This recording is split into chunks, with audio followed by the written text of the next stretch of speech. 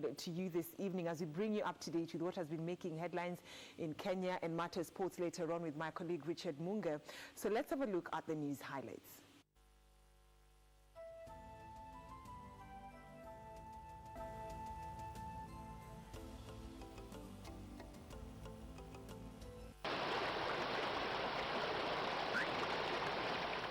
Waters of death.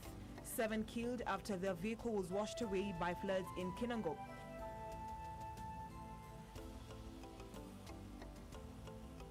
We cannot forever be talking about the politics of power sharing, of arranging power. Political intrigues, divided opinion over calls to hold a referendum to review the mode of governance. And the baggage of garbage. Nairobi County grapples with the problem of waste management as the globe marks World Earth Day.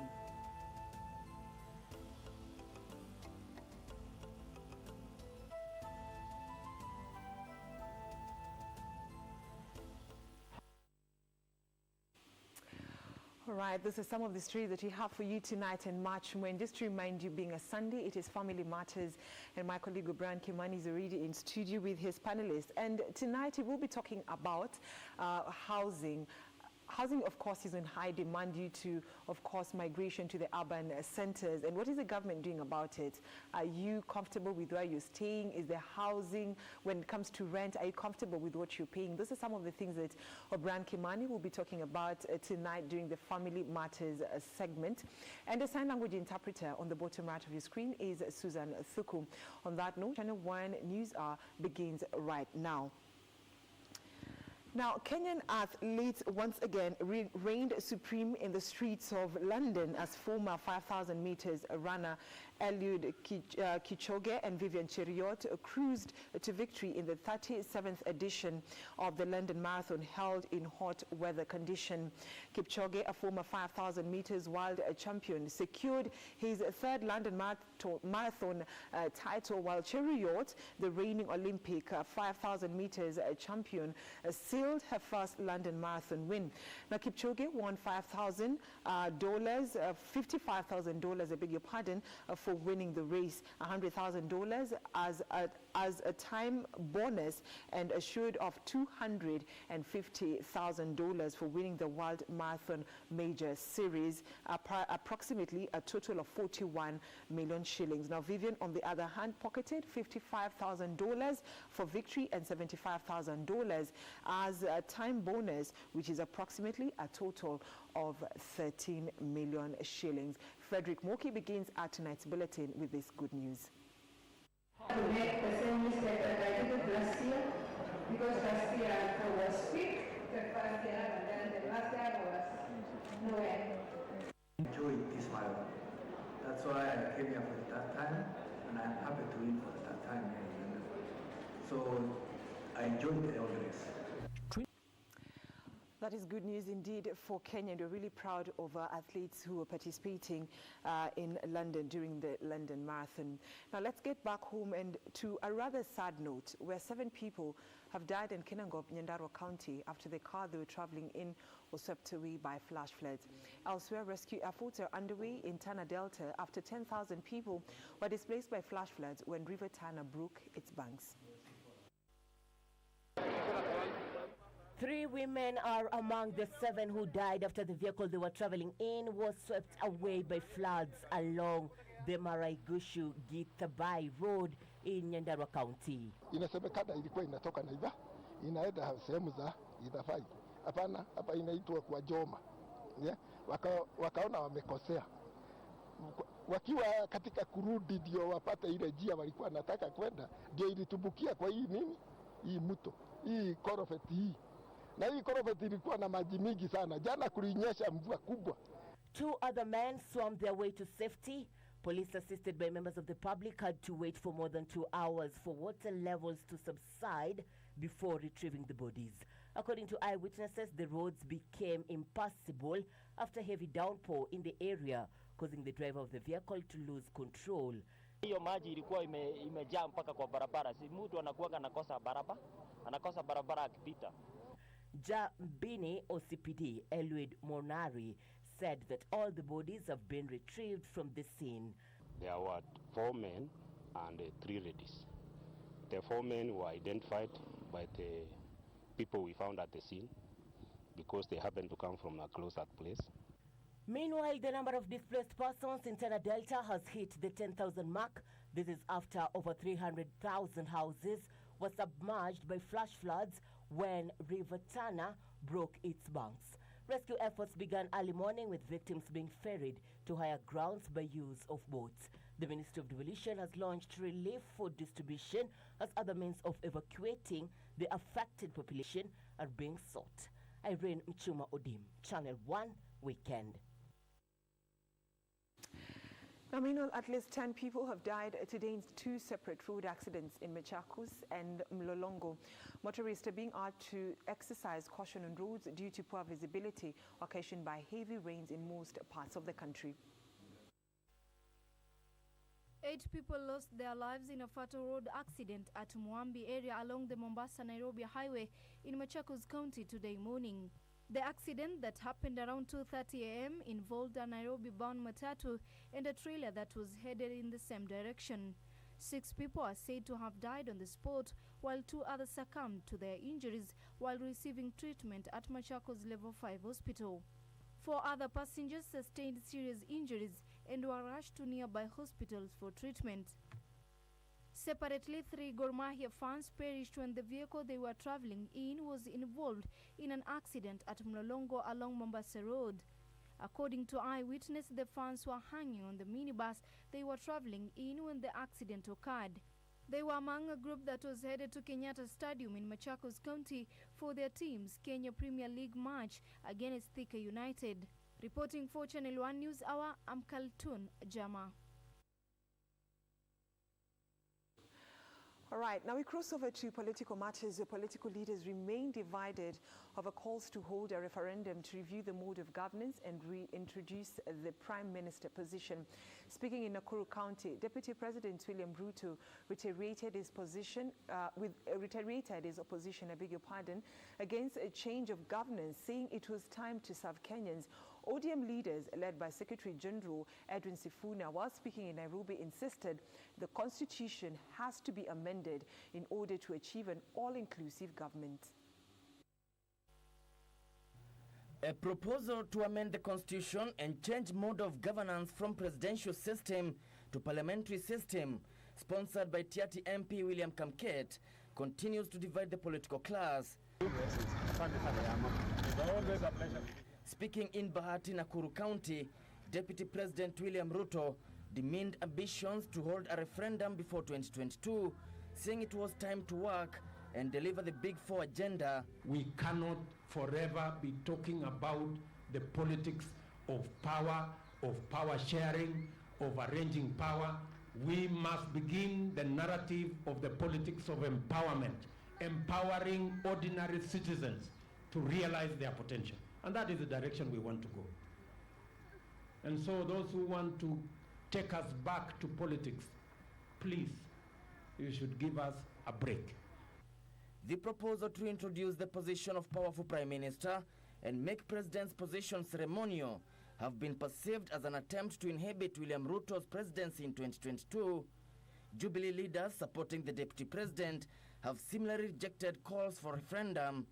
Si 2022 tumejipanga. Kuna confusion inaweza kuja hapa katikati. 2022 tuko nyuma ya William Ruto kama president wa this Republic of Kenya. Wengine wanarusha midomo kutoka huko Nyeri na hatuko na hao pamoja, as we are behind William Ruto kama Nakuru County and in fact kama Kenya. Na kama mtu ambaye amesoma nikitafuta the CEO, Chief Executive Officer wa this country, there is no one that is more qualified than His Excellency Deputy President of the Republic of Kenya, William Samoei Ruto. But while Ruto was demeaning the push for a referendum, ODM leaders led by Secretary General Edwin Sifuna were in Makadara, Nairobi to explain to supporters the constitutional reviews. Wewe wakati watu wanataka kuzungumza shida zetu za kama wa Kenya, unasema inaharibu mambo yako ya 2022. Ukisikia tunasema hii upresident labda kwa sababu iko na mamlaka mingi sana ndio inafanya watu wanapigana, wanamwaga damu. Tugawe mamlaka kitofauti ili Wakenya wote wasikie kama wako ndani ya serikali. Wewe kwa sababu umeonja hiyo nguvu ya hiyo president, unasema mambo ya kugeuza katiba tusiongee. Wewe unasema kama nani? The ODM leaders insist government can only be made all-inclusive if the constitution is amended to reintroduce the position of Prime Minister. They also say electoral reforms should precede any change of governance. Yale mambo tuliyasema, Sifuna akiwa hapa, tumeenda kotini mara ngapi? Tunasema IEBC is rotten to the core. Sasa umeona wameanza wenyewe kubabaika, wameanza wenyewe kuropokwa, si ndio? And I have no sympathy myself for Chebukati. Handshake ya Raila mimi aladwa na support 100%. Hiyo handshake tulitaka. Watu walikuwa wameumia, hatuwezi fanya kazi, hatuwezi salamiana. Sasa Raila amefungua mlango. Tena ameenda amefungua dirisha. Tena ameenda amefungua paa. Sasa unauliza nini nyingine? Situpitie tu hapo. Akipita hapo sisi tutaingia. Akipitia huko tutatokea huko. Na sisi tunasema tunamheshimu Raila kama kiongozi wetu na tumemsupport. Sasa kitua mwelekeo 2022 tutaenda na hiyo mwelekeo. Kevin Washira, Channel News. Now, away from political matters, President Uhuru Kenyatta is expected in the country after departing London following the end of the 5-day Commonwealth Heads of Government meeting. During the meeting, several agreements were made that touched on enhancing security and trade relations. Now, Kenya also secured itself a spot in driving the blue economy and is expected to host a major summit later this year. The 2018 summit of the leaders from the 53 countries composing the Commonwealth has ended with agreements on mechanisms to boost trade within the group to the $2 trillion mark, confronting security threats and uniting for blue economic growth. Kenyatta said Kenya is a strong supporter of intra-Africa trade and is championing the adoption of the Africa Continental Free Trade Area. The United Kingdom has been an ally as well as a business partner. We have worked together to bring peace and stability to a troubled region. We have defended freedom and democracy together, from the extremists who employ terrorism to undermine our way of life. And our people have traded with one another. Kenya is expected to be among the first countries to ratify the agreement. At the Commonwealth Summit, President Kenyatta said the ACFTA provides an opportunity that would enable Africa to create prosperity and jobs for its youth. President Kenyatta also held bilateral talks with Pakistan Prime Minister Shahid Khan Abbasi in a bid to improve trade relations between the two countries, which have dipped over the years. He also held talks with Ugandan President Yoweri Museveni, in which both countries agreed to bolster trade and regional security. All right, the government has rubbished reports casting aspersions on the expertise of doctors sourced from Cuba, terming them speculative. State House Chief of Staff Nzioka White insists that the 100 doctors will soon arrive in the country as specialists in various complex areas of medicine and will be critical in boosting the existing doctor-to-patient ratio in public hospitals. Eric Begon with the details. During President Kenyatta's visit to Cuba last month, Kenya struck an agreement to bring in 100 medical specialists from the Caribbean nation. In the deal, each county will benefit with at least 2 doctors. And as the arrival edges closer, queries have been raised regarding the expertise of the sourced Cuban doctors. An article in one of the local dailies reported the disquiet among members of the Senate's Health Committee, who are questioning the fields of specialty, the stations of duty, and remuneration of the sourced doctors. Indeed, State House Chief of Staff Nzioka White maintains that the doctors hold unquestionable qualifications. In a statement, Nzioka says, "We are bringing in specialists in very complex areas of medicine, including ontology, nephrology, and dermatology. Specialists in these areas are few and far between, yet their services are in high demand." He further states that the government pushed on with a deal in a bid to address the existing doctor-to-patient ratio, which currently stands at 1 doctor to 16,000 patients. He says our effort to boost access to specialized medical service at the county level is not a condemnation of our own professionals. Rather, it is a mere recognition that we need specialized doctors. Mzioka says the underlying objective of the partnership is to build expertise and capacity at the country's grassroots level 4 and 5 hospitals. Eric Biegon reporting for Channel 1 News. Leprosy is a curable disease despite the stigma people living with the disease face on a daily basis.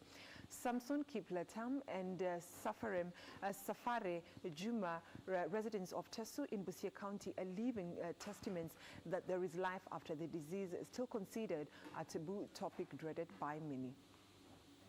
One of the simple pleasures in life that Simon Kiplatam enjoys is clearing his compound. It is hard to tell at first glance that the 63-year-old looks once suffered from leprosy.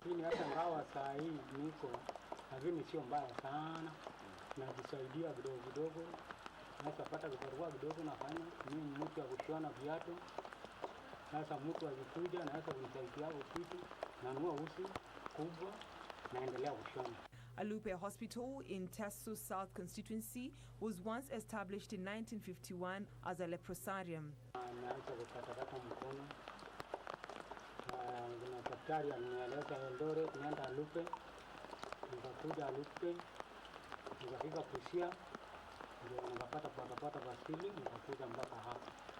A few meters from Kiptalam's home is yet another leprosy survivor, 73-year-old Safere Juma.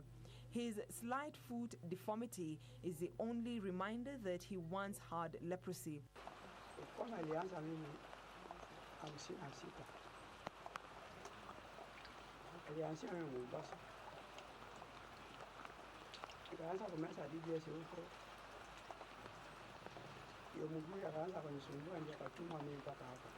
For close to a decade, Kiptalam and Juma battled with one of the world's oldest and most feared disease and societal stigma in these segregated camp house. This camp, unfortunately, we have demolished some of those buildings. We have only remained with one, which is almost becoming like a national archive.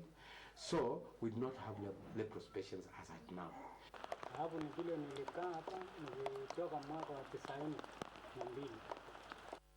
Leprosy is an infectious disease that causes severe disfiguring skin sores and nerve damage in the arms, legs, and skin areas around the body.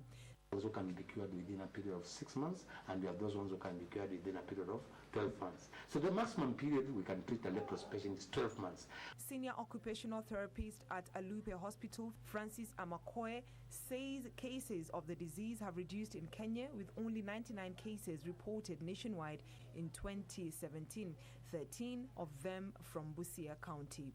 Being one of the stable countries in the region, hosts very many cases.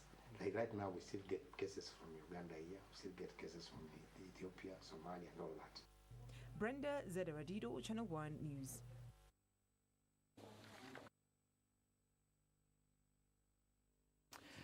Have you ever wondered where the trash you dispose of ends up? As the world marks World Earth Day, Nairobi County is grappling with the problem of waste management that has seen the city lose its former glory as a city in the sun. Now, our reporter Jel Chemtai brings us this report of the piling garbage that is the county's greatest baggage.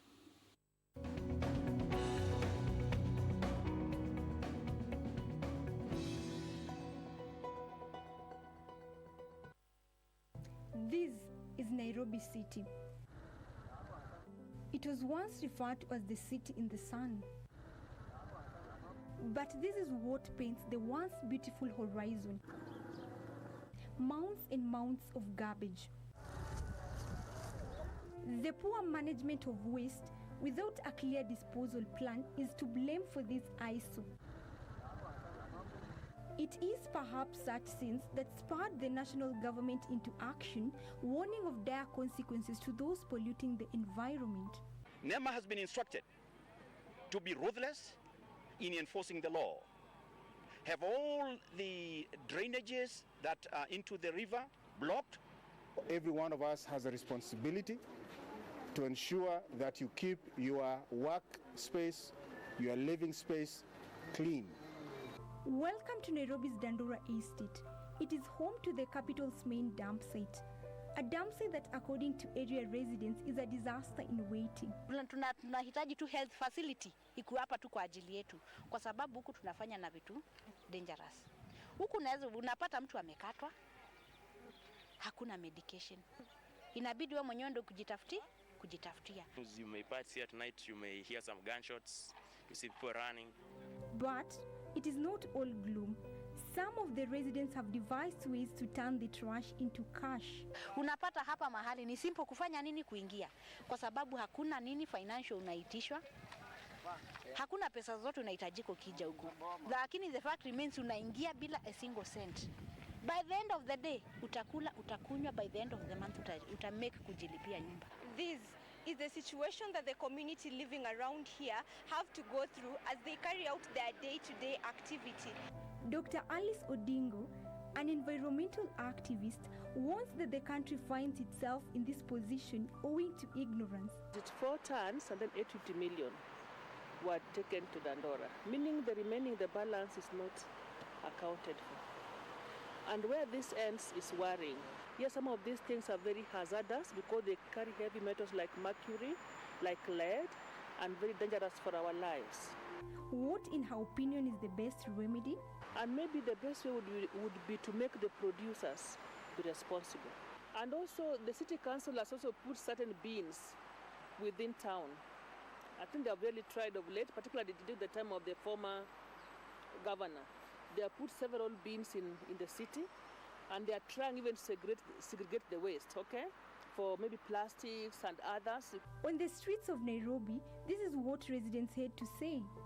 We don't have time for putting in dustbins, and it affects us because in the end result, this is where you have to pass, where you can get diseases from, or mosquitoes come through there. And as the sun sets, it is not lost that the government has to urgently manage the city's waste if it is to restore the capital to its former glory and turn around the city's waste disposal plan into one that is sustainable. Reporting for Channel 1 Weekend, I'm Jael Chemtai.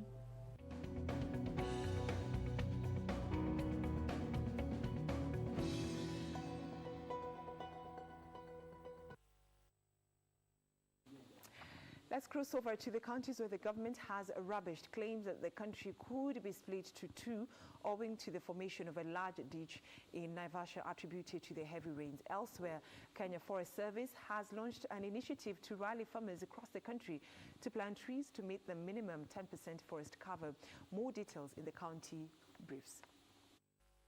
Spearheading the initiative in Uasin Gishu County at a tree planting exercise of over 50,000 seedlings, KFS said such a venture would help the country increase forest cover as well as economically empower farmers. Each person who owns land should make sure that 10% of their land should have trees.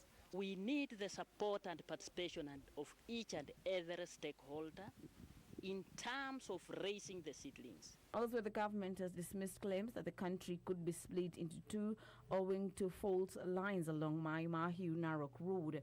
Mining Principal Secretary John Omenge rubbished claims by the Geologist Society of Kenya that the fault line was a result of tectonic movement of land instead of attributing it to flooding.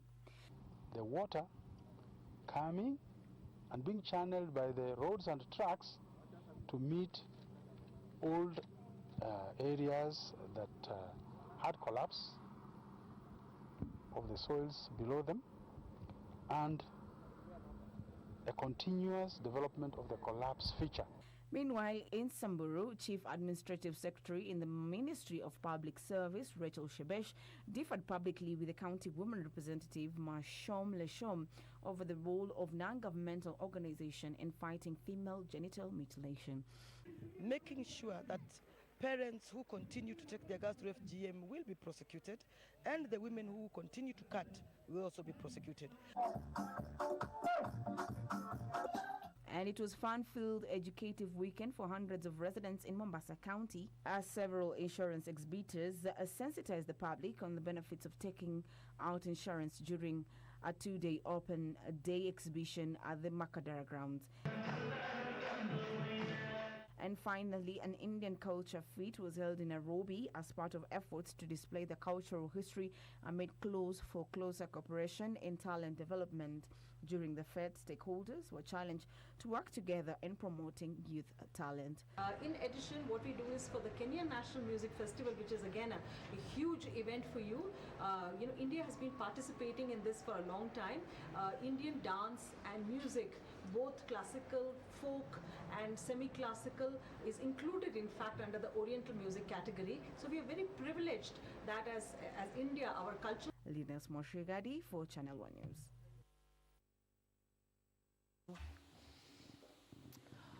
All right, now from that story, it's good I need to take a short break, but just as I told you earlier, O'Brien Kimani is already in the other side of the studio to bring us tonight's discussion handling family matters tonight for John Jacob Curia, and tonight's topic is affordable housing. And O'Brien, good evening. I don't even know, I'm thinking about afternoon. Okay. Good evening, O'Brien. Good evening, Zenda. How are you doing? I'm very fine. I really don't know. I'm thinking it's afternoon and rather it's evening. So tonight we're talking about affordable housing. And when you talk about affordable housing, what comes into my mind first, it's high rent that we pay. And, urbanization, the demand for housing. Like, really, is it, when you look at it in terms of the ratio, is it balanced? Well, first of all, affordable housing, is also a question of how affordable is affordable. And of course, it is affordable to who, all right? So we must define, we are talking about affordability based on who. And that is something that we want to discuss here on this platform today. The other thing, as you rightly put it, the demand for houses in this country far much outstrip the supply. And that's why we end up in a situation whereby we have a demand shortfall, or we have a shortfall of about 200,000 units, every year. And so if you throw that in 5 years, we are talking about 1 million units that are required in the market. And the question is, or the issue is, we are not supplying as many units as the market would need. And so those are some of the issues that we want to discuss here and find out. How can we ensure that we bring everybody on board to ensure that each and every one of us, can afford to buy a house where they can live in? Because house is, of course, a basic right. Brian, you talk about affordable housing. How affordable is affordable? That's what I say. Like, how affordable is affordable? Because, that people, the rent is, let me not go there. It's as good as that's what I'm saying. Salary for probably 100,000 people. So how affordable is affordable? You see, we don't have a blanket a description of affordable house, because what is affordable for somebody? Let's say in where do you come from, by the way? In terms of my... Where were you born? I know you were born in Nairobi. Don't lie to me. Wherever you come, the village that you come from... Because I shall go, Brian. The village that you come from, I know, when you're talking about affordability in that sense, we cannot talk about the same, for somebody who is looking for a house, let's say in Ridgeview, in Karen, for example. So it's a question of, you must put it into perspective when you're talking about affordability. Who are you talking about, and who do you have in mind? And those are some of the issues that we want to discuss here, because the issue here is that majority of Kenyans, would be categorized as low-income earners. And so the question should be, how do we ensure that low-income earners in this country get access to houses? Okay. That's the issue here. Okay. Are we reading from the same script? Yes, we are, Brian. Do we take a short break, and thereafter, yes, Richard Monga will be coming back with sports news. And do not go anywhere, because my panelist is in the house. I'm not going to tell you who they are, lest you don't come back. So you better stick right here so that you get to know who exactly do we have. But I can tell you for free, these are accomplished people that we want to talk to this evening. Stay right here.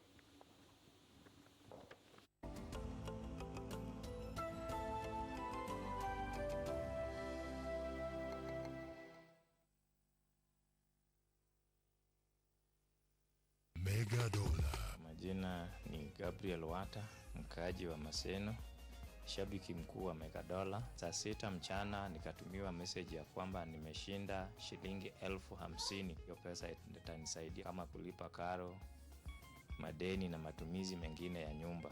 Cheza na kwa hakika utashinda. Nawe pia cheza ushinde leo. Top up kwa paybill number 295888 uanzie sasa. So then I'm coming back to my mansion.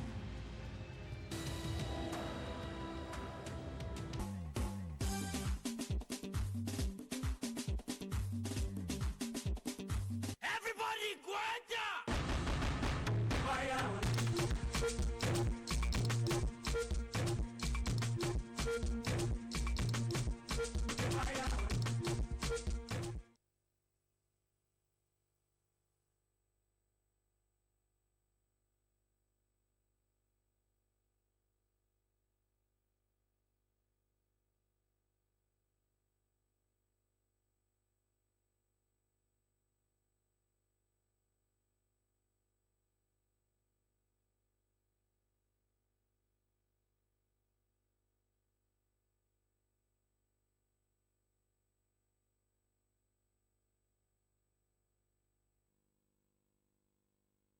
Big with Megadola. Just go to Lipa na M-Pesa, enter paybill number 295888, account name KBC, and amount from 10 shillings or more. Then select your 10 numbers from 1 to 80 and send to 29588. You can win up to 30 million shillings. Start playing now and win. Megadola. Big winners every 4 minutes.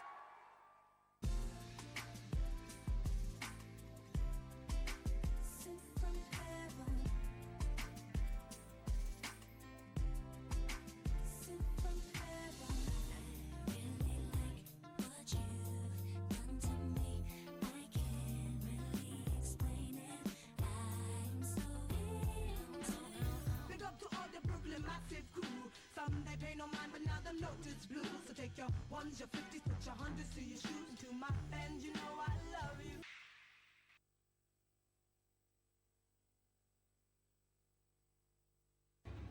What's your relationship to Adolfo's brother? Leonardo? No, Mother! With the other one! Hilda!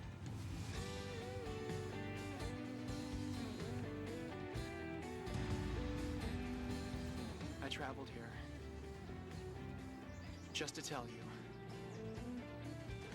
Corolla, I need to talk to you. I have to tell you.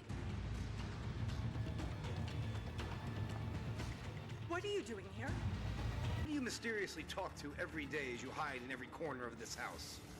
If we're going to be honest with each other, well then, why don't we be honest?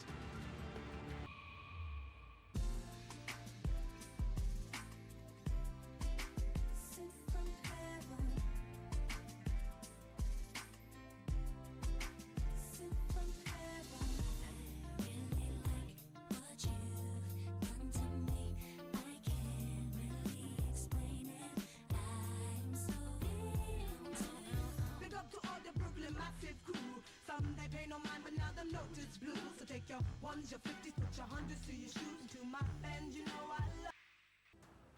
Love. I love you, Pilar. I love you. A beautiful experience. And I'm going to have Eduardo's child. The believers, the dreamy, the twists and turns that come with it. And then there are dramas with betrayals. Stop her however we can. Eduardo really wants to be with me. Mariano, marry me. Monte Cristo and I are getting married. No, Ignacy was about to have your baby. Tell me. Revenge, accusations counter accusations. It's not good for you to go against me. I'm not afraid of you. Do whatever you want. Real drama. We give you a dose of drama and the fascination that comes with it as we light up your screen in Elena's Ghost on Monday to Wednesday, 8 p.m. First Lady, Tuesday, 10 p.m. Behind Closed Doors, Sunday, 10:30 p.m.